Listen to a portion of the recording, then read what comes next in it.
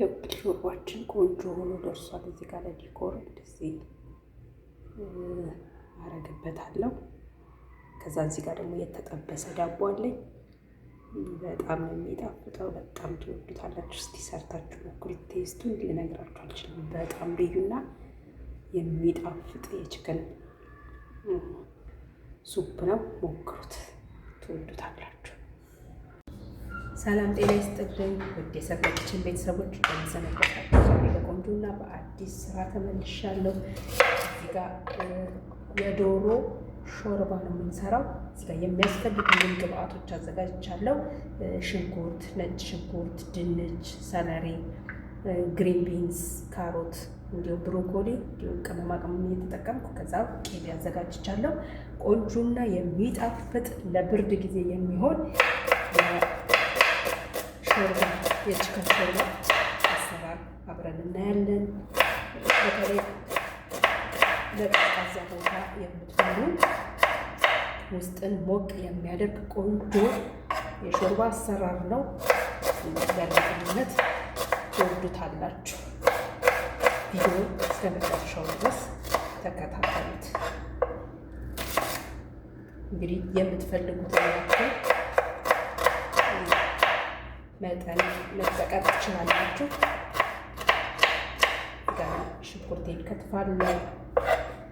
ከዛ ይሄንን አላዘጋጀውም። ሰለሬን በምፈልገው መጠን ደቀቅ አድርጌ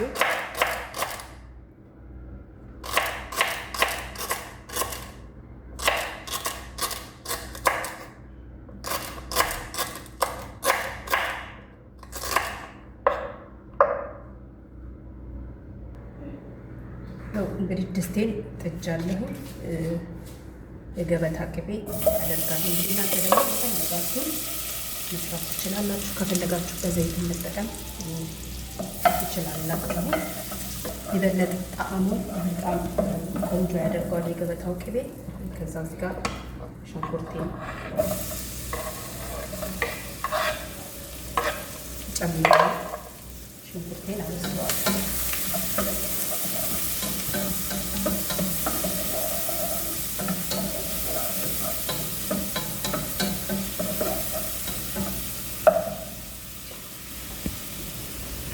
ሽንኩርቴን እያበሰልኩ ነጭ ሽንኩርቴ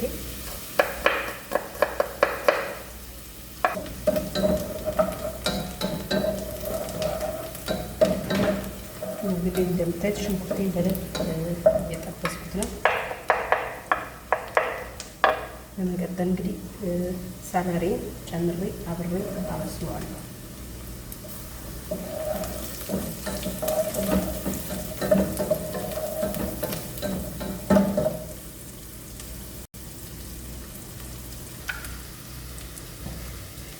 በመቀጠል ካሮቴን አብሬ አሁን ካሮቴን በደንብ አድርጌ እንደዚህ ጥብስ አደርገዋለሁ።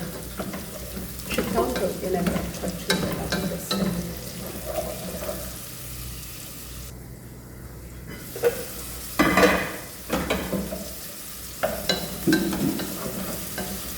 በመቀጠል ድንቼን ጨምራለሁ።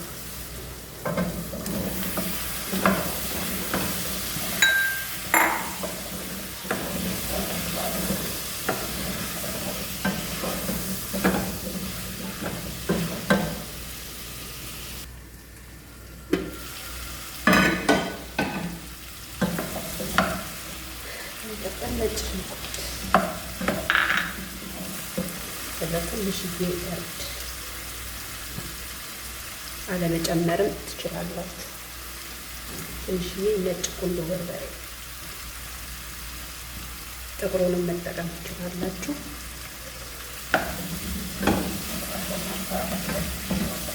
ሽንኩርቱን ነጭ ሽንኩርቱን ትንሽዬ ጠብሰዋለሁ።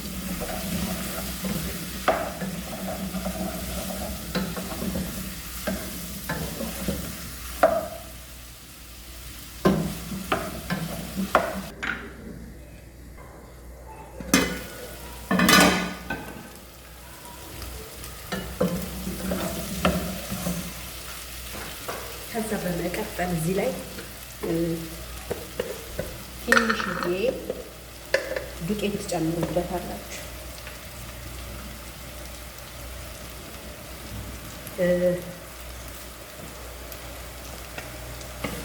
ምክንያቱ ትንሽ ቀጭን እንዳይሆን ቆንጆ ሆኖ ልልል ያለ ቆንጆ የዶሮ ሾርባ እንዲሆንልን ትንሽዬ ዱቄት ጨምረን ስለዚህ ይሄ ለምን ይረዳዋል? እንዳይቀጥን ቅጥል እንዳይ ይረዳዋል ዱቄቱ።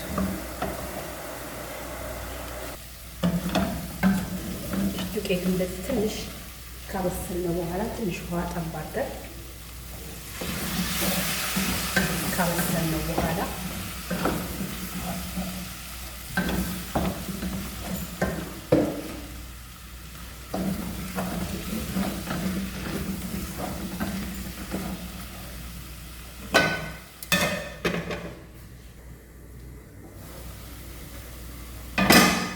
ካበሰልነው በኋላ ውሃችንን የምንፈልገውን ያክል እንጨምራለን።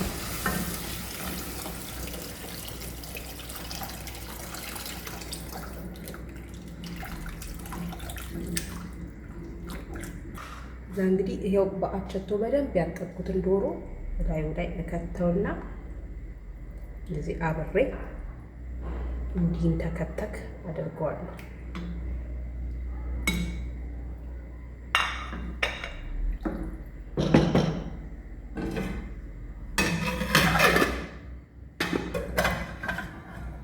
እዛ ይኸው እንዲህ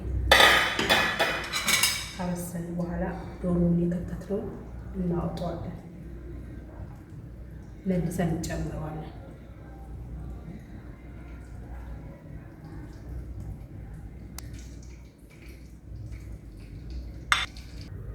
ከዛ የዶሮአችንን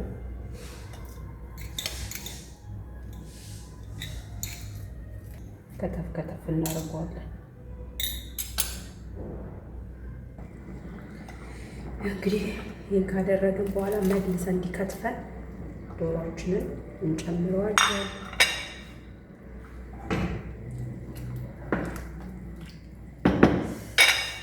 በመቀጠል ይሄ ቢንስ ግሪን ቢንስ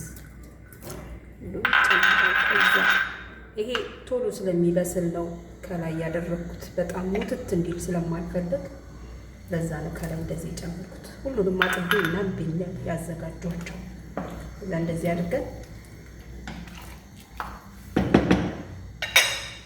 እንራዳለን።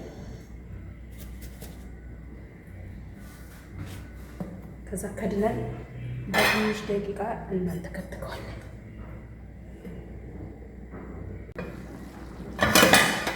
እንግዲህ ሾርባዬ በጣም ቆንጆ ሆኖ ሽታውን ልነግራችሁ አልችልም። በስመ አብ በጣም ደስ የሚለው አሁን ደርሶልኛል።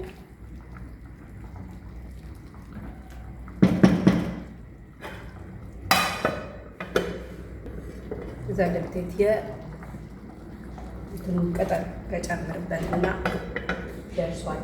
አጠፋዋለሁ።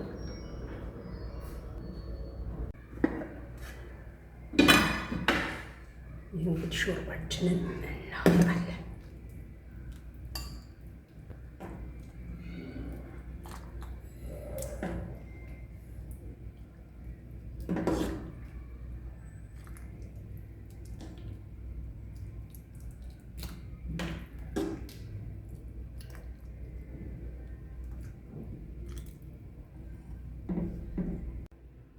ሾርባችን ቆንጆ ሆኖ ደርሷል። እዚህ ጋር ለዲኮር እንደዚህ አረግበታለሁ። ከዛ እዚህ ጋር ደግሞ የተጠበሰ ዳቦ አለኝ። በጣም የሚጣፍጠው በጣም ትወዱታላችሁ። እስቲ ሰርታችሁ ሞክሩት። ቴስቱን ልነግራችሁ አልችልም። በጣም ልዩና የሚጣፍጥ የችክን ሱፕ ነው። ሞክሩት፣ ትወዱታላችሁ።